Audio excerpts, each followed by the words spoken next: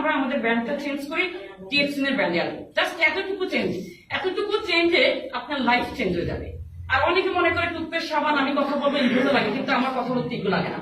Because আমার কথা হচ্ছে আমি যদি এটা নিয়ে কোনো দুর্নীতি কাজ করতেছি, অবৈধ কোনো কাজ করতেছি, দেন আমাকে অ্যারেস্ট করবো, তখন আমার টেনশন কি? আমি কথা বিন্দাস বলি। কোথাও গেলে আমি যে কোনো জায়গায় গেলে আমাদের প্রোডাক্ট যেটা, আমাদের কোম্পানি কি, আদারও যদি সবার সাথে শেয়ার করে, যেরকম হায়দ্রাবাদ বললো না উনিরা কোথাও কোথায় গেছে আইডি ওপেন করতেছে, আমি যেখানে যাকে পাই সুন্দর মতো আমি কথা বলি, আমার প্রোডাক্টও সেল, ইভেন তাদেরকে আমি জয়নিং লিখে থাকি, এবং সেটা যে কোনো জায়গায় আমি কথা বলি। কিন্তু অনেক মেয়েদের কাছে এটা লাগে। অনেকে আমাকে কোশ্চেন করে যে আপনি করতেছে, অনেক মেয়ে বলতেছে আমাদের কাছে খারাপ লাগতেছে, অনেক মেয়ে বলতেছে যে আমাদের এগুলো নিয়ে যখন মানুষের সাথে কথা বলবো মানুষ কি বলবে, মানুষ কিছুই বলবে না।